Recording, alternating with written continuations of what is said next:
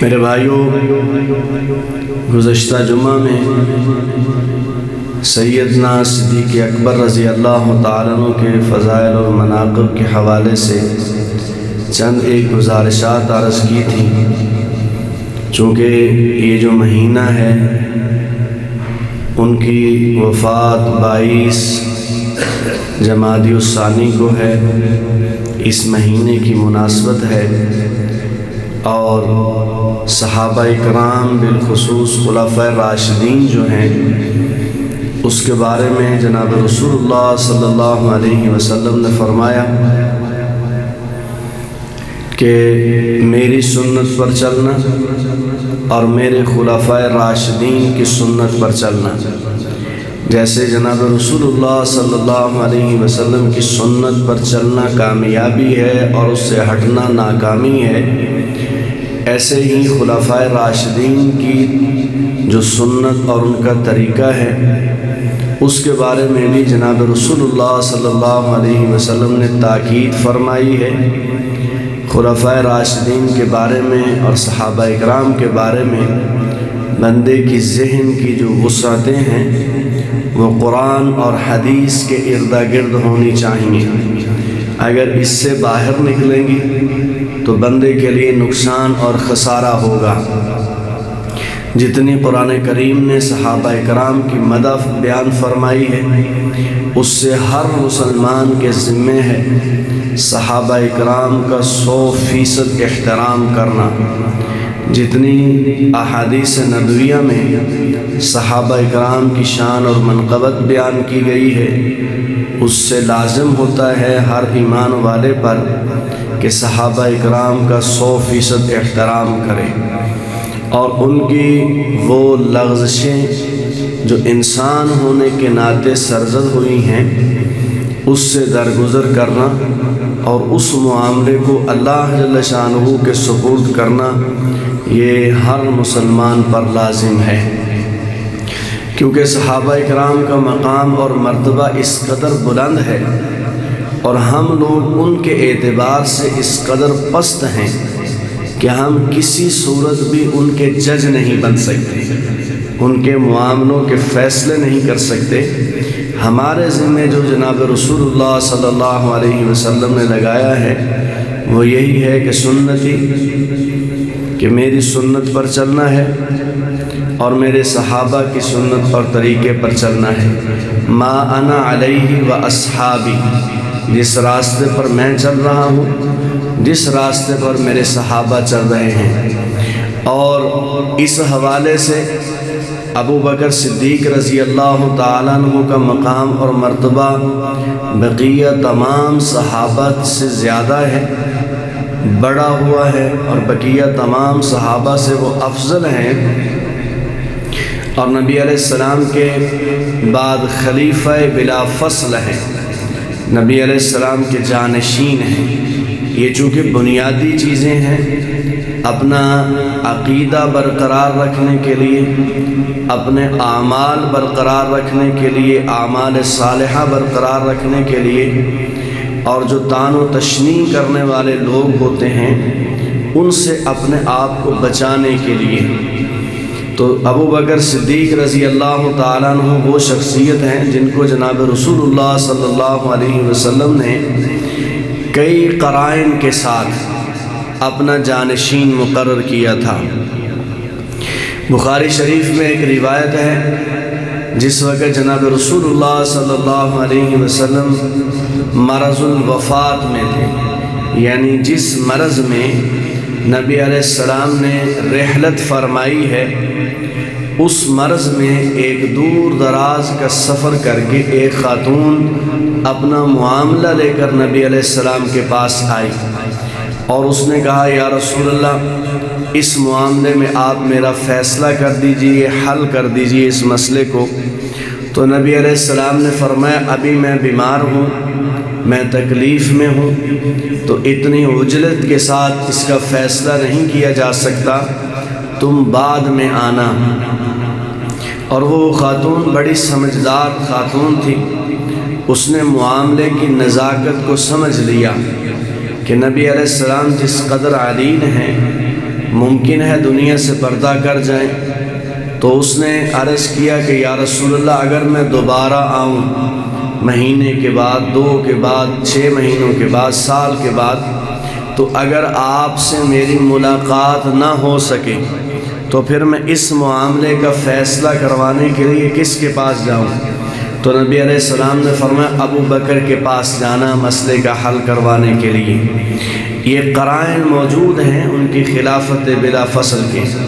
اور سیدنا علی رضی اللہ تعالیٰ عنہ نے سے کسی نے پوچھا کہ اب آپ اپنا خلیفہ، اپنا حکمران اور اپنا امام کس کو بنائیں گے؟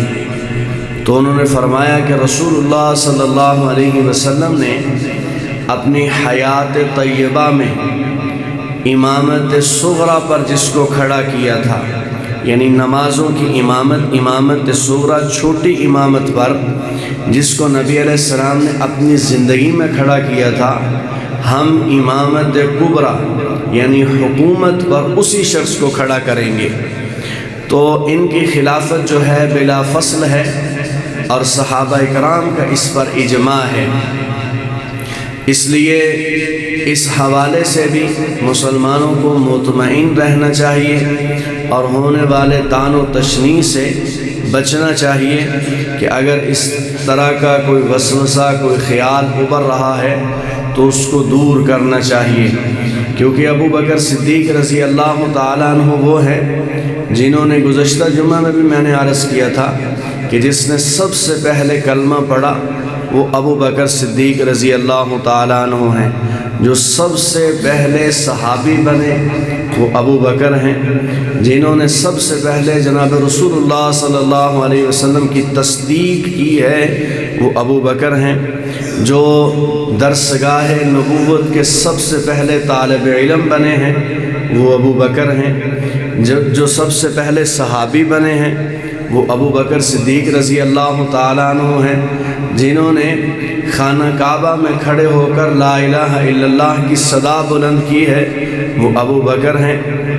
اس آواز بلند کرنے پر مشرکین مکہ نے ان کو مارا، اس قدر مارا کہ وہ بے ہوش ہو گئے۔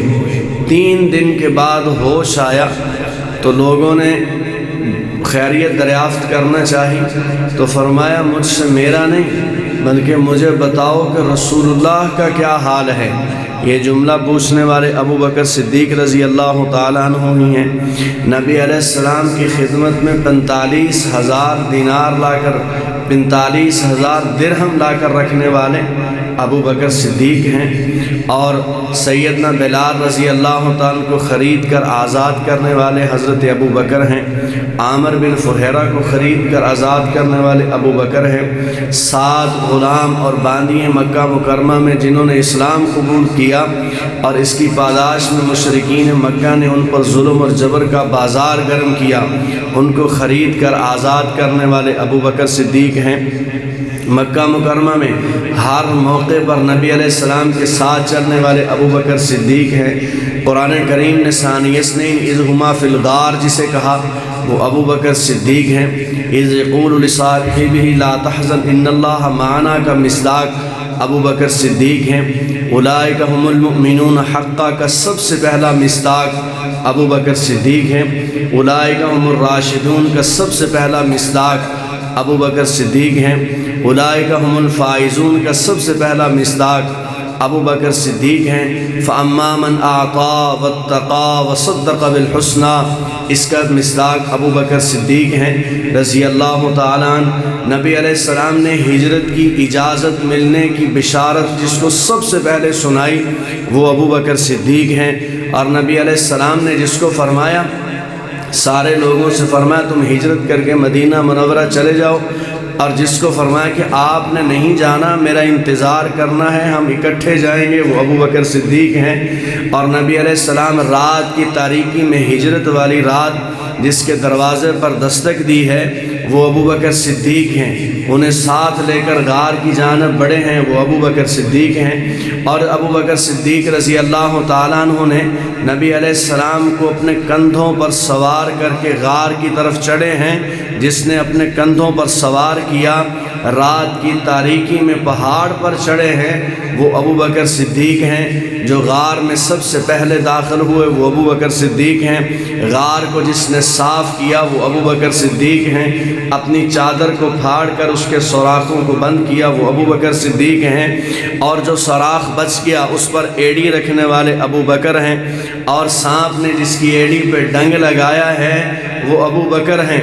رسول اللہ نے اپنا لعاب دہن جس کی ایڑی پہ لگایا، اللہ جل شانہ نے شفا عطا فرمائی وہ ابو بکر ہیں۔ جس کے گھر کے سارے افراد رسول اللہ کی خدمت پر لگے ہوئے ہیں وہ ابو بکر، جس کا بیٹا رسول اللہ کی خدمت کرے وہ ابو بکر، جس کی بیٹی رسول اللہ کی خدمت کرے وہ ابو بکر، جس کے غلام رسول اللہ کی خدمت کریں وہ ابو بکر، جس کا چرواہا رسول اللہ کی خدمت میں مامور ہو وہ ابو بکر۔ 3 دن تک غار میں جس نے رسول اللہ کی زیارت کی ہے، رسول اللہ کے چہرے کو بار بار دیکھا ہے، وہ ابو بکر صدیق رضی اللہ تعالیٰ عنہ ہی ہیں۔ پھر جب اس جہاں سے سفر کا آغاز ہوتا ہے، 2 اونٹنی خرید کر اس کو رسول اللہ کو ہدیہ کرنے والے ابو بکر ہیں۔ جو راستہ دکھانے والا ہے مکہ مکرمہ سے مدینہ منورہ کا، اس راستہ دکھانے والے رہبر کو کرائے پر لینا، اس کا کرایہ ادا کرنے والے ابو بکر ہیں۔ اور ام معبد کی جھونپڑی پر پہنچے اور بیمار بکری کی کمر پہ رسول اللہ نے ہاتھ رکھا ہے، وہ بیمار بکری شفا یاب ہوئی ہے، اس کا دودھ نکالنے والے ابو بکر ہیں، رسول اللہ کو پیش کرنے والے ابو بکر ہیں، اور خود خوش ہو رہے ہیں رسول اللہ کو پلا کر، یہ ابو بکر ہیں۔ جب آگے سفر کیا، پیچھے سراقہ بن مالک حملہ کرنے کے لیے آتا ہے، اس کے حملے، اس کی چال، اس کے خطرناک انداز کو دیکھ کر رسول اللہ کی محبت میں رونے والے ابو بکر ہیں۔ اور جب مدینہ منورہ میں پہنچے ہیں، مدینہ منورہ میں قباء کی بستی میں قیام کیا، قباء کی مسجد قائم کی، اور اس مسجد کی رسول اللہ کے بعد سب سے پہلی اینٹ رکھنے والے ابو بکر ہیں۔ اور جب دھوپ نکل آئی، رسول اللہ کے اوپر دھوپ آئی، اپنی چادر تان کر کھڑے ہو کر لوگوں کو بتانے والے کہ میں غلام ہوں، آقا یہ ہیں، یہ کرنے والے ابو بکر ہیں۔ مسجد نبوی کا ٹکڑا خرید کر وقف کرنے والے ابو بکر ہیں، اور ریاض الجنہ کا ٹکڑا خرید کر وقف کرنے والے ابو بکر ہیں۔ اور نبی علیہ السلام نے مسجد کی بنیاد رکھی، رسول اللہ کے بعد سب سے پہلی اینٹ رکھنے والے ابو بکر ہیں۔ نبی علیہ السلام جتنے غزوات میں گئے ابو بکر ساتھ گئے ہیں، غزوہ بدر میں ساتھ جانے والے ابو بکر ہیں۔ اور رات سجدے میں رسول اللہ صلی اللہ علیہ وسلم جب اللہ سے دعائیں مانگ رہے تھے، آپ کو تسلی دینے والے ابو بکر ہیں۔ جب آپ کے کندھے سے چادر سرک رہی تھی، اس چادر کو سنبھالنے والے ابو بکر ہیں۔ اور غزوہ احد میں ساتھ جانے والے ابو بکر ہیں، حنین میں ساتھ جانے والے ابو بکر ہیں، تبوک میں ساتھ جانے والے ابو بکر ہیں، فتح مکہ میں ساتھ جانے والے ابو بکر ہیں، اور اسی طریقے کے ساتھ صلح حدیبیہ میں ساتھ جانے والے ابو بکر ہیں۔ صلح حدیبیہ کا مشورہ دینے والے ابو بکر ہیں۔ مکہ مکرمہ کے لوگوں سے بات کرنے کے لیے کون جائے، سیدنا عثمان بن عفان کا مشورہ دینے والے ابو بکر ہیں۔ نبی علیہ السلام نے فرمایا کہ تبوک کے لیے غزوہ تبوک کے لیے جانا ہے تو چندہ لے کر کے آؤ۔ اپنے گھر کا سارا سامان لا کر رسول اللہ کے قدموں میں ڈھیر کرنے والے ابو بکر ہیں۔ نبی علیہ السلام کے ساتھ ہر موقع پر مدینہ منورہ اور مکہ مکرمہ کی گلیوں میں چلنے والے ابو بکر ہیں۔ نبی علیہ السلام کا فرمان فوراً آمنا و صدقنا کہنے والے سب سے پہلے ابو بکر ہیں۔ نبی علیہ السلام جس سے مشاورت کریں، نبی علیہ السلام کے مشورے کے خلاف کبھی مشورہ نہ دیں، ایسا مشورہ دینے والے ابو بکر ہیں۔ پھر جناب رسول اللہ صلی اللہ علیہ وسلم نے سب سے پہلا اسلام کا سب سے پہلا حج، اس حج کا امیر بنانے والے اور اپنی امارت میں حج کرانے والے ابو بکر ہیں۔ نبی علیہ السلام جس وقت نبی علیہ السلام مرض الوفات میں آئے تو نبی علیہ السلام کی اس مرض کے ایام میں، اس بیماری کی ایام میں رسول اللہ کے مصلی پر کھڑے ہونے والے ابو بکر ہیں۔ اور نبی علیہ السلام کی حیات طیبہ میں 17 نمازیں جس نے پڑھائیں وہ ابو بکر ہیں۔ نبی علیہ السلام کی وفات کے بعد لوگوں کے ایمان کو بچانے والے ابو بکر ہیں، لوگوں کے عقیدے کو بچانے والے ابو بکر ہیں۔ اسلام میں سب سے پہلے منکرین زکوٰۃ کے خلاف جہاد کرنے والے ابو بکر ہیں، منکرین ختم نبوت کے خلاف جہاد کرنے والے ابو بکر ہیں، جنہوں نے مسیلمہ کذاب سے جہاد کیا، اس کے اس دعوے کو جو ہے نیست و نابود کیا، وہ ابو بکر ہیں۔ اسود عنسی سے جہاد کیا، اس کو نیست و نابود کیا۔ یہ سب سے پہلا منکرین ختم نبوت کے خلاف جہاد کرنے والے ابو بکر ہیں، جنہوں نے کیسر و کسریٰ کی بنیادوں کو ہلانے کے لیے سب سے پہلے داغ بیل ڈالی ہے، وہ ابو بکر ہیں۔ نبی علیہ السلام کے ہر موقع پر ساتھ دینے والے، نبی علیہ السلام کی وفات کے بعد 2 سال 2 مہینے 10 دن تک جنہوں نے خلافت کی ذمہ داریاں سنبھالی ہیں، وہ ابو بکر صدیق رضی اللہ تعالیٰ عنہ ہی ہیں۔ جب اتنا کچھ انہوں نے اسلام کو دیا ہے جو بندہ دے سکتا ہے، بندے کی اپنی طاقت اور قوت میں ہے، تو اللہ جل شانہ نے پھر انعام کے طور پر وہ دیا ہے جو بندہ طاقت سے نہیں لے سکتا۔ انعام کے طور پر وہ اللہ جل شانہ نے عطا فرمایا جو بندہ اپنی طاقت سے حاصل نہیں کر سکتا۔ جو ساری زندگی ساتھ رہے ہیں، ساری زندگی ساتھ دیا ہے، تو اللہ جل شانہ نے وہ چیزیں بھی عطا فرما دیں اپنے انعام کے طور پر جو بندہ طاقت سے حاصل نہیں کر سکتا، قوت سے حاصل نہیں کر سکتا۔ جیسے جناب رسول اللہ صلی اللہ علیہ وسلم کی عمر مبارک 63 سال، یہ ساری زندگی ساتھ چلے ہیں، تو اللہ نے ان کو بھی 63 سال کی عمر عطا فرمائی۔ نبی علیہ السلام کی وفات سوموار کے دن، صدیق اکبر کی وفات بھی سوموار کے دن۔ نبی علیہ السلام کو وفات سے 15 دن پہلے بخار آیا، صدیق کو بھی وفات سے 15 دن پہلے بخار آیا۔ جس چارپائی پر جناب رسول اللہ صلی اللہ علیہ وسلم کی رحلت ہوئی، اسی چارپائی پر صدیق اکبر کی رحلت ہوئی۔ نبی علیہ السلام نے وفات سے پہلے جس کو اپنا جانشین بنانا تھا اسے مصلی پر کھڑا کیا۔ صدیق نے بھی اپنی وفات کے بعد جس کو اپنا جانشین بنانا تھا اسے مصلی پر کھڑا کیا۔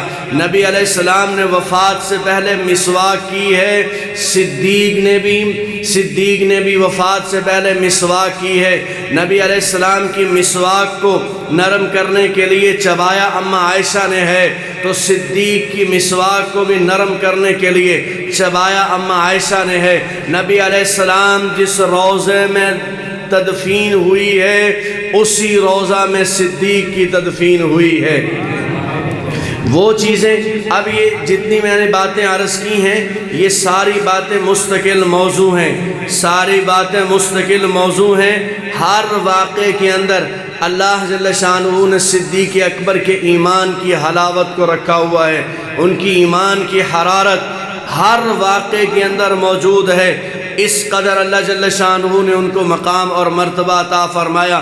لیکن چونکہ سارے واقعات نہ عرض کیے جا سکتے ہیں اور نہ اتنا وقت ہوتا ہے، صرف چند ایک واقعات میں عرض کرتا ہوں ان کی شان اور منقبت کے۔ چونکہ ساری زندگی ساتھ رہے ہیں تو نبی علیہ السلام نے جتنی محبت ان کے ساتھ فرمائی ہے کسی اور کے ساتھ نہیں فرمائی۔ اسی لیے جناب رسول اللہ صلی اللہ علیہ وسلم نے فرمایا مشکات المصابیح کی حدیث کہ سب سے پہلے روز محشر میری قبر پھٹے گی، میں اپنی قبر سے نکلوں گا، پھر ابو بکر کی قبر پھٹے گی، ابو بکر اپنی قبر سے نکلے گا، پھر عمر کی قبر پھٹے گی، پھر عمر اس میں سے نکلے گا۔ یہ نبی علیہ السلام ان کے بارے میں بیان فرما رہے کہ ہم اکٹھے جو ہے حوض کوثر کی جانب جائیں گے۔ اس قدر جو دنیا میں بھی ساتھ رہے ہیں، اللہ جل شانہ نے روضے میں بھی ساتھ کر دیا ہے، میدان محشر میں بھی ساتھ ہیں۔ نبی علیہ السلام جس وقت آقا علیہ السلام بیمار ہوئے، چند دن نبی علیہ السلام نماز پڑھانے کے لیے آتے رہے، شدید بخار ہے، سر میں درد ہے۔ پھر ایسا ہوا ایک دن نبی علیہ السلام کی رحلت اور وفات کا تذکرہ میں نے کئی بار عرض کر دیا ہے تفصیل کے ساتھ، صرف یہاں مناسبت کے ساتھ میں عرض کرنا چاہتا ہوں صدیق اکبر رضی اللہ تعالیٰ عنہ کی۔ نبی علیہ السلام ایک دن اس قدر طبیعت جو ہے، طبیعت میں اس قدر بخار ہے، اس قدر جو ہے طبیعت خراب ہے کہ نبی علیہ السلام اس بخار اور بیماری کی وجہ سے بار بار بے ہوش ہو جاتے ہیں۔ ہوش آیا، نبی علیہ السلام نے فرمایا نماز ہو گئی، تو جو ارد گرد کھڑے تھے عرض کیا یا رسول اللہ مسجد میں صحابہ جمع ہیں، آپ کے انتظار میں ہیں، آپ آئیں گے تو نماز پڑھیں گے وہ۔ نبی علیہ السلام نے فرمایا تیاری کرو۔ ابھی یہ دو باتیں ہوئی ہیں، پھر وہ بیماری نے شدت اختیار کی ہے اور پھر بے ہوش ہو گئے۔ تھوڑی دیر کے بعد پھر ہوش آیا، آپ نے فرمایا نماز ہو گئی۔ عرض کیا یا رسول اللہ آپ کے انتظار میں ہیں، فرمایا تیاری کرو۔ پھر بے ہوش ہو گئے۔ جب 3 بار ایسے ہوا تو نبی علیہ السلام نے فرمایا مرو ابا بکر فلیصلی بالناس۔ ادھر مسجد میں صحابہ کا جمع غفیر ہے اور نبی علیہ السلام کی اس بیماری کی وجہ سے وہ رو رہے ہیں، ہر دل پریشان ہے۔ نبی علیہ السلام نے فرمایا مرو ابا بکر فلیصلی بالناس، ابو بکر سے کہو کہ وہ نماز پڑھائے۔ اما عائشہ رضی اللہ تعالیٰ نے عرض کیا کہ یا رسول اللہ آپ بیمار ہیں، میرے باپ رقیق القلب ہیں، دل کے بڑے نرم ہیں، آپ کی جگہ پر اس حال میں کھڑے ہوں گے تو ممکن ہے وہ تلاوت نہ کر سکیں، ممکن ہے وہ قیام و قرات اور رکوع سجدہ نہ کر سکیں، نماز کو اس کی پوری جو ہے قوت کے ساتھ ادا نہ کر سکیں۔ عمر سے کہیے، عمر مضبوط دل آدمی ہیں، وہ نماز پڑھائیں۔ نبی علیہ السلام نے پھر فرمایا مرو ابا بکر، ابو بکر سے کہو کہ وہ نماز پڑھائیں۔ جب تیسری بار ہوا تو نبی علیہ السلام نے فرمایا میرے ساتھ الجھو نہیں، میرے ساتھ الجھو نہیں، بحث نہ کرو میرے ساتھ، میرا رب ابو بکر کے علاوہ کسی پر راضی نہیں ہوتا کہ وہ مصلی پر کھڑا ہو۔ اور ایک پہلے بھی نبی علیہ السلام نے فرمایا تھا کہ جس مجلس میں ابو بکر موجود ہو اس قوم کے لیے مناسب نہیں ہے ابو بکر کے علاوہ کسی اور کو مصلی پر کھڑا کرے۔ 17 نمازیں ابو بکر صدیق رضی اللہ تعالیٰ عنہ نے پڑھائیں۔ پھر جناب رسول اللہ صلی اللہ علیہ وسلم کی وفات ہوئی چاشت کے وقت، چاشت کا وقت ہے، اور اسی دوران ایک ایسی نماز جو زندگی میں کسی کو نصیب نہیں ہوئی، یہ جو بیماری کے ایام تھے، ایک دن ابو بکر صدیق رضی اللہ تعالیٰ عنہ نماز پڑھا رہے تھے اور جناب رسول اللہ صلی اللہ علیہ وسلم کی طبیعت کو کچھ افاقہ ہوا تو نبی علیہ السلام حضرت علی رضی اللہ تعالیٰ عنہ اور حضرت عباس رضی اللہ تعالیٰ عنہ ان دونوں کے کندھوں پر ہاتھ رکھے ہوئے ہیں اور نبی علیہ السلام اپنے حجرے سے داخل ہوئے مسجد کی جانب۔ آپ میری طرف توجہ رکھیں گے تو بات سمجھنی آسان ہو جائے گی۔ اپنے حجرے سے اس جانب نبی علیہ السلام کا حجرہ مبارک، اس جانب سے حجرے میں داخل ہوئے۔ ابو بکر صدیق رضی اللہ تعالیٰ عنہ نماز پڑھا رہے ہیں، صحابہ پڑھ رہے ہیں۔ یہ بیماری کے ایام ہیں، چند دن سے صحابہ نے پیچھے نماز نہیں پڑھی ہے۔ نبی علیہ السلام نے یوں ہی اپنے اس حجرے کا جو ہے کپڑا ہٹایا ہے، نماز کی حالت میں ہی سارے صحابہ نبی علیہ السلام کو دیکھنا شروع کرتے ہیں، ہاتھ باندھے ہوئے ہیں، قیام کی حالت میں کھڑے ہیں۔ صحیح بخاری کی روایت ہے، صحابہ فرماتے ہیں جو ہی کپڑا ہٹایا، پردہ ہٹایا، ہم نے دیکھا ہمیں یوں لگا جیسے رحل میں قرآن رکھا ہوا ہے۔ نبی علیہ السلام کے چہرے مبارک کو دیکھا تو ہمیں یوں لگا جیسے رحل کے اندر قرآن رکھا ہوا ہے، اور ہمیں یہ ڈر محسوس ہوا کہ کہیں ایسا نہ ہو کہ ہم اپنی پوری نماز میں ہی اسی جانب دیکھتے رہیں۔